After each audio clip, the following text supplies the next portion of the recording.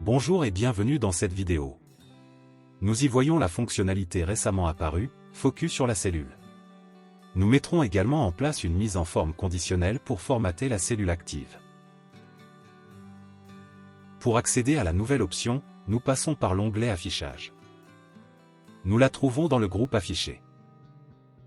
Un clic sur celle-ci permet de mettre l'accent sur la cellule active, en colorant la ligne et la colonne la contenant.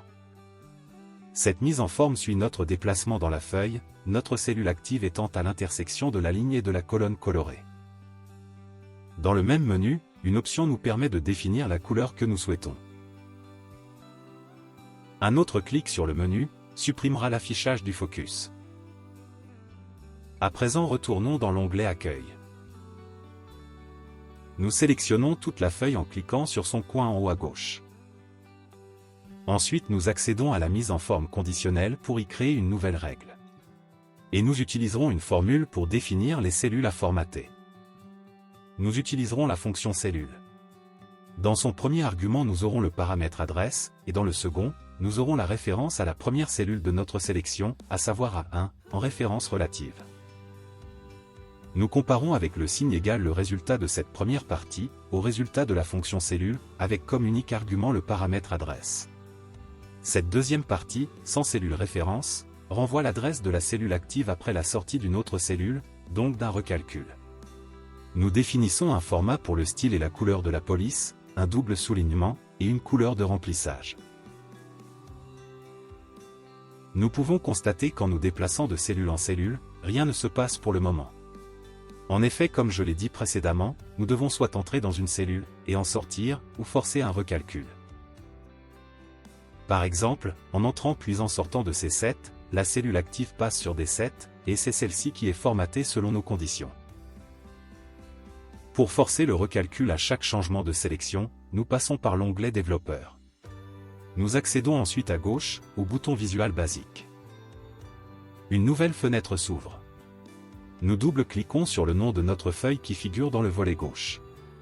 Dans la fenêtre de code qui apparaît, dans la liste de choix de gauche dans laquelle est actuellement précisé Général, nous choisissons Worksheet. Dans la liste de choix de droite, nous avons les listes d'événements sur lesquels le code peut être exécuté. Nous laissons sur Changement de sélection, soit Sélection change. Une nouvelle procédure qui sera exécutée à chaque changement de sélection est insérée. Nous lui ajoutons une ligne de code en démarrant par Target, qui est la variable qui représente la cellule cible. Puis après un point, nous lui appliquons la méthode Calculate. Cette commande forcera donc un recalcul de la cellule active. Nous fermons notre fenêtre. Ayant inséré du code Visual Basic, nous devrons enregistrer notre classeur dans un format acceptant les macros. Nous le ferons plus tard. À présent, lorsque nous nous déplaçons dans la feuille, la cellule active est mise en forme. Nous pouvons retourner dans l'onglet Affichage, et y choisir le focus sur la cellule. Ainsi, notre cellule active est parfaitement identifiée. Pour pousser un peu plus loin la visualisation de l'information de la cellule active, par l'onglet Insertion, nous insérons une forme rectangulaire, que nous nommons Info dans la zone à gauche de la barre de formule. Nous retournons ensuite, dans la fenêtre du code Visual Basic. Nous ajoutons une nouvelle ligne de code sous la précédente. Nous commençons par le préfixe mi, suivi d'un point, puis de l'objet Shapes. Entre parenthèses, nous aurons le nom de notre forme, info entre guillemets. Ensuite, nous avons la propriété Drawing Object, suivie de la propriété Formula. Nous ajoutons le signe égal, et la variable Target, suivie de sa propriété adresse. Cette ligne nous permet de définir la cellule qui sera liée à notre forme rectangulaire. Nous commençons la ligne suivante de la même manière avec notre objet info. Nous continuons avec la propriété TextFrame, suivie de la propriété caractère, de sa propriété fonte, puis size. Nous lui attribuons une valeur de 40.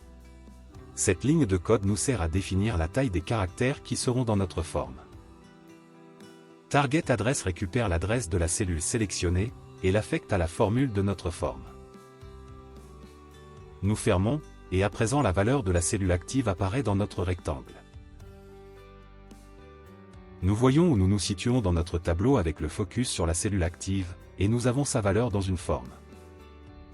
Pour résumer, La fonctionnalité Focus sur cellule permet de mettre en avant une cellule spécifique dans une feuille. Cela peut être utile lorsque le jeu de données est très important, ou lorsque l'on souhaite identifier rapidement la cellule active, ou guider l'attention d'un collègue à qui vous présentez des données. Ainsi s'achève cette vidéo. Merci pour votre attention. À bientôt.